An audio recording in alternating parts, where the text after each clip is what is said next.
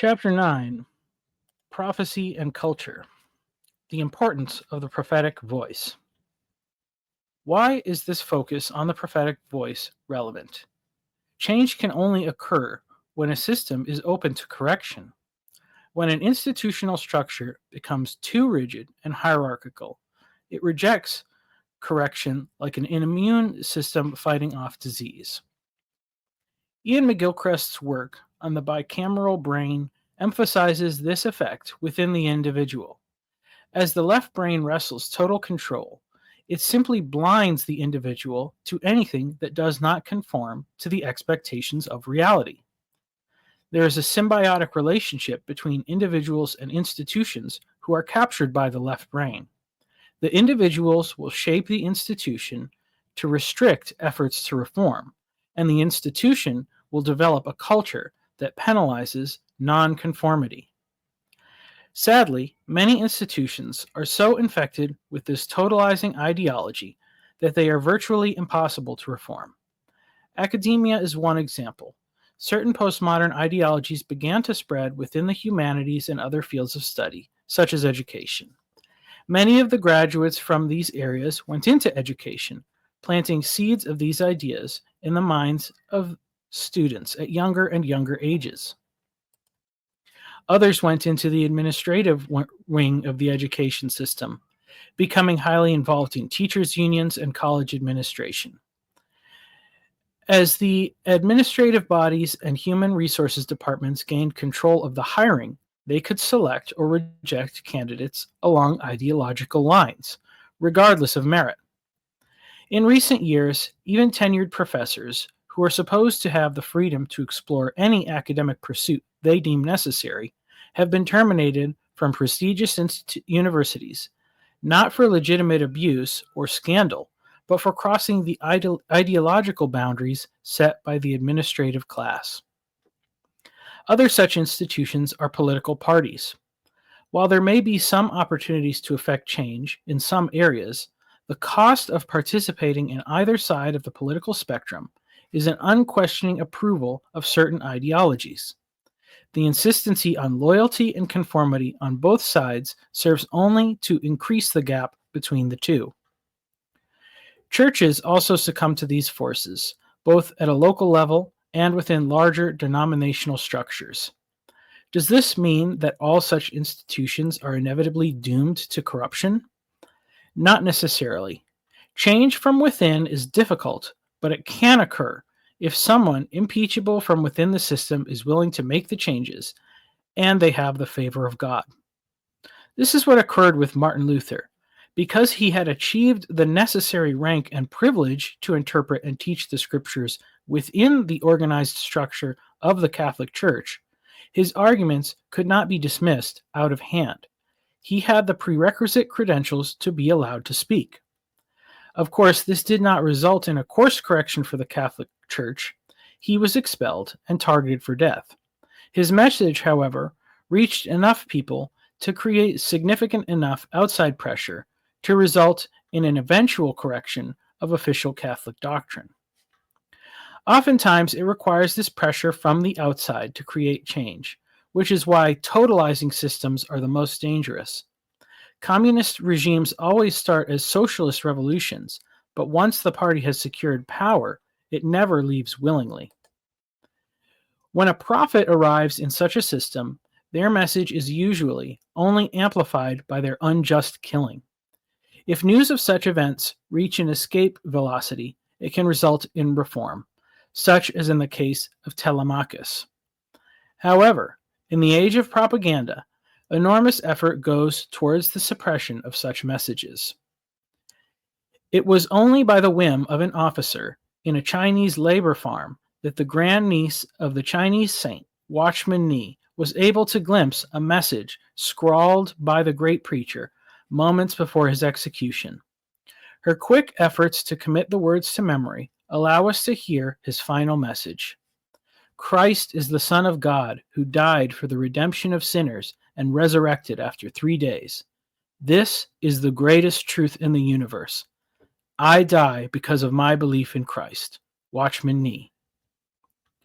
The same truth has been memorialized in the famous quote of St. Tertullian: "The blood of the martyrs is the seed of the church," which brings to mind not only Jesus' words in John 12:24 regarding his own death, but also that of St. Stephen in Acts 7. These powerful events are not unique to the places where Christianity is persecuted, but have punctuated the history of humanity whenever a corrupt authoritarian system emerges. For within that same nation, another group did not have the written text of Scripture to shape their worldview, but the pangs of conscience that pitted a common and noble view of humanity against the injustice of the communist regime. Free speech advocates were massacred in Tiananmen Square by military forces in 1989. While knowledge of the events spread publicly within the West, China was largely successful in their attempts to suppress the truth of what occurred from reaching the eyes and ears of their own people. The seeds of these martyrs do still find their way into deep cracks because no regime has been able to enforce total control over the spread of dangerous ideas and events. We have yet to see a truly totalizing system, but technological advancements make it increasingly possible. The danger of our current system is that it does not kill martyrs. It mocks them, infantilizes them, shadow bans them, cancels them, doxes them, blackmails them, or in a last resort, removes them via embarrassing overdoses, random car crashes, or convenient suicides. Those who attempt to spread a message in the hopes of having it amplified through persecution will find themselves silenced instead. This is why it is crucial in our time for a prophetic message to be spread within the areas that are still open to change and adaptation. The most flexible areas are those that are local, those that are overlooked, and those that are innovative. Local opportunities. The local level is extremely important and often overlooked. This includes local churches, local schools, local businesses, and local governments. These are institutions that people interface with every day, and as systems of control seek to centralize control, these local groups are ignored and underfunded. This means that regular people without specific credentials can often find an opportunity to meet a need and gain influence. As an example, there is an overarching concern about the ideological capture of institutions like elementary schools and public libraries. In a large city, there is a high likelihood that people who run these organizations will be selected and advanced along the current ideological framework that infects our broader culture. But in a small town where resources are limited, volunteers are gladly welcomed by understaffed schools and libraries. Even if the volunteers don't have the ability to suppress ideological propaganda, they become intermediary interpreters, filtering the destructive material through their own wisdom and judgment before passing it on to impressionable students. Success in these volunteer positions can easily lead to employment, where greater influence can be exerted over time. Likewise, local political offices often have incumbents running unopposed. The strategy of seeking out any easily captured political office once played a crucial role in how the destructive ideology of the postmodernist administrative class gained power. Now that they have captured so much of the local government infrastructure, they have exposed a weakness. The goal of accumulating power means that all stops along the political hierarchy are means to an end. Because the only utility they find in the low-level local offices is a means to spread corruption and advance their personal career, they should be extremely susceptible to people who truly desire to govern well at the local level for the good of their local constituency. Local churches can have a big impact because they already have many elements of institutional organization, but they are not encumbered by onerous bureaucratic procedures. Once again, the totalizing nature of centralized institutions mean that resources are disproportionately aimed at larger cities. So a medium or large-sized city may have many government-subsidized programs to provide services that are not available in small towns, even though the same needs may be present. This is an area where local churches once thrived, as they originally built much of the infrastructure that government services have since taken over. On the small town level, this provides opportunities for churches to organize and meet needs.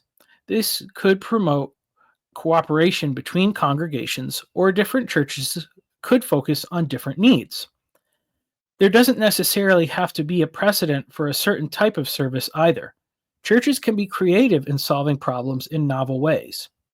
One example was of a church that pooled together their resources and used the meager sum of about $15,000 to buy $3.3 million worth of medical debt.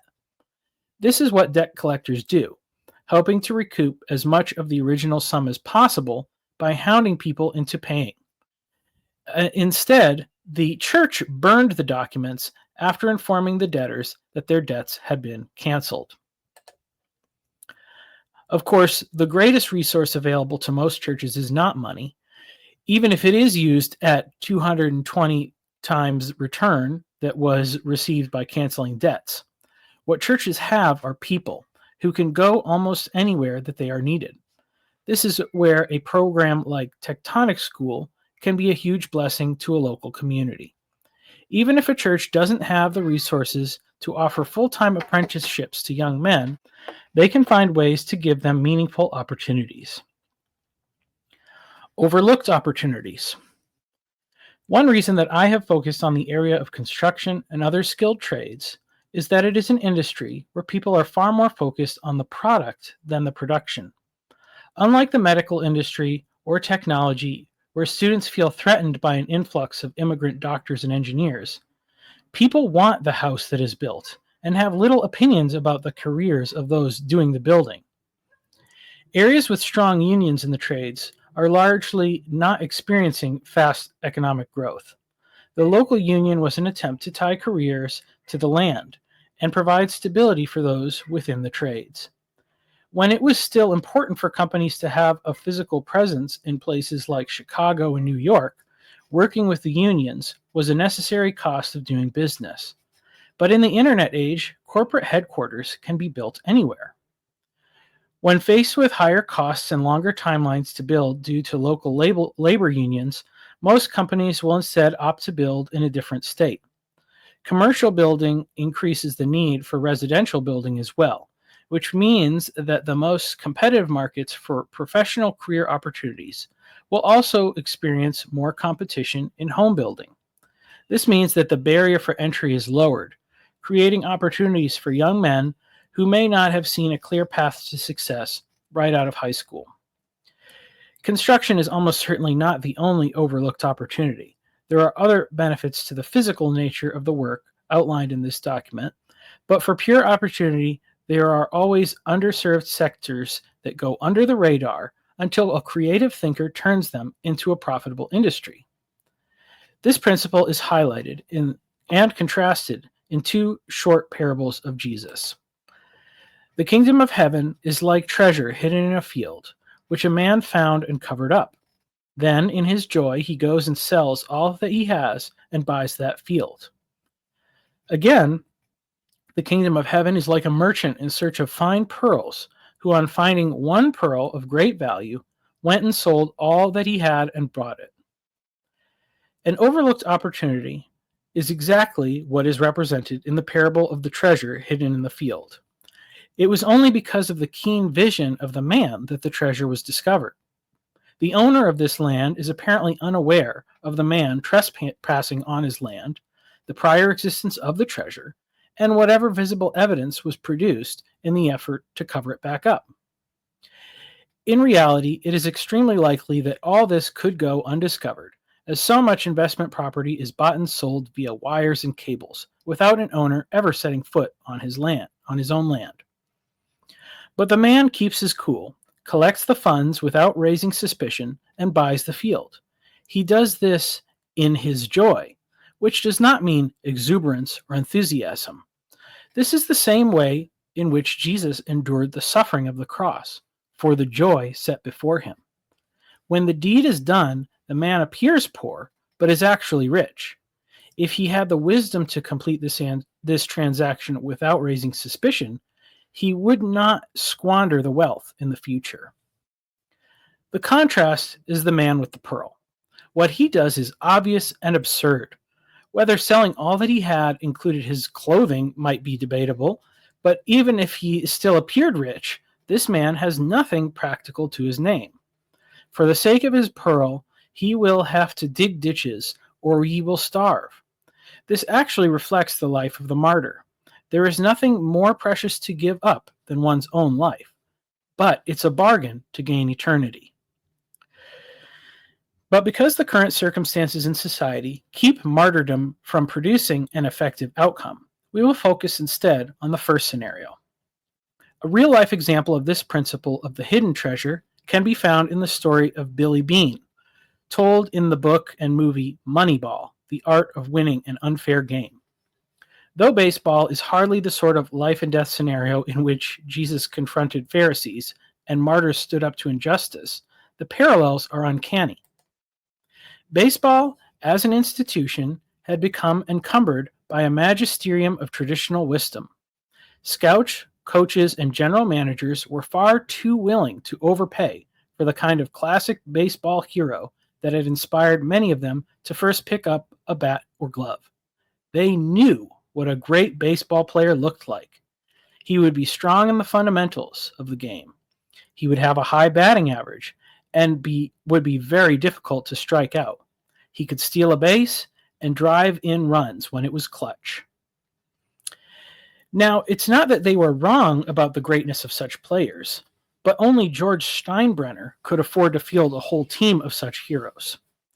Front offices may have been insistent that their team had at least one such slugger to represent the face of the organization, but in a team sport like baseball, the greatest player can't carry a team on their own, and these highly valued stats suffer when your teammates can't get on base. What Billy Beane did was look for overlooked opportunities. Maybe there were some players who lacked the classic skill set of an MVP, but had other talents that could be used. He reasoned that to get on first base, a walk was just as good as a hit, and if you could get a couple guys to walk on, you didn't need them to be fast enough to steal bases. Looking at the way things actually were, instead of relying on tradition, he realized that the players with high on-base percentage but low batting averages were a much better value. With the bases loaded on walks, a guy who bats .220 but hits lots of homers and doubles is much more productive than a .300 hitter knocking in singles. These quirky moves led him to playoff wins against teams with triple the budget. He had found treasures hidden in a field where everyone else just saw dirt and grass. Ironically, most of the people who started to investigate the success of Beane's approach totally misunderstood the concept. They simply copied what he was doing by hiring players with high on-base percentage and slugging percentage, driving up the prices of these new hot commodities. Beane went on to attempt fielding other teams with other overlooked skills, but he never quite recaptured his initial success. Of course, that is to be expected, for not many fields have treasures hidden in them. Fields themselves have value for those who are willing to work. In the same way, if tectonic school projects achieve great success and become the only way to break into trade careers, they will end up causing the same hurdles that labor unions produce today. The existing programs may need to be shut down or moved to cities and towns where they can still be helpful. Otherwise, it will be time for a new model to emerge and replace them, or they will have to change and go into the other fields and industries where overlooked opportunities can still provide a path forward for the lost and hopeless. Innovative opportunities. The last category are innovative opportunities, which are unknown but could be discovered. We tend to think of innovation as belonging to the realm of technology, but there have been many recent innovations that were really just the creative application of existing services to new needs. Some examples are rideshare companies like Uber and Lyft, or rental companies like Airbnb. While the companies themselves were launched as internet startups, They simply brought people together to accommodate services and provide remuneration. Similar things are happening in other areas like handyman services, something that is well within reach of a student who has completed a year of training in a tectonic school. But even things like inventing are far easier now. Access to affordable manufacturing tools like CNC routers and laser cutters, water jets, and 3D printers means that people can produce items to sell at cottage industry levels within their own home, or create prototypes for new items rapidly. The internet has an amazing capacity to connect people. Instead of hoping that the right person stumbles across a paper flyer, specific demographics can be reached via targeted advertisements. Internet natives are less susceptible to advertising in the traditional sense, but content-driven algorithms have become dangerously adept at bringing salient information to the right audience. This means that by properly packaging the information, it's become easier than ever before to bring the right people together. This means that not only can prospective students find access to programs like Tectonic School, but someone could connect with a single individual who might be willing to pass on a skill that would otherwise vanish. It also means that people can buy and sell things that they could never have found in their hometown and make a living that allows them to focus on their family and community. Decentralization of information allows for entirely parallel economies to be built. Rome built its empire on a coin bearing the image and likeness of Caesar, but in Christ's kingdom, the thing of highest value is that which bears the image and likeness of God, people. A high profit in a kingdom economy means more and more flourishing people. New and innovative housing designs can make owning a home more accessible. But what about a mortgage that lowers its interest rate whenever a new child is born? What if someone designed an affordable car that could seat a family with 8 kids? Or a school that pays students for learning crafts and trades that produce income? Not every idea will be a winner, but how many more people would be willing to invest in new endeavors if we shift our metric of success from a growing bottom line to a growing and flourishing community? It is now possible to find people who share similar ideas and ambitions regardless of where they live in the world, and simultaneously find the most like-minded people within a manageable geographical space. This hybrid model of online and in-person community building has the potential to revitalize any small town in flyover country, or build bridges of hope in the most dense and impersonal urban environment. By focusing on bringing the message of hope to these small, local, and overlooked communities using innovative means, the prophetic can become a welcome voice in sharing hope for the future.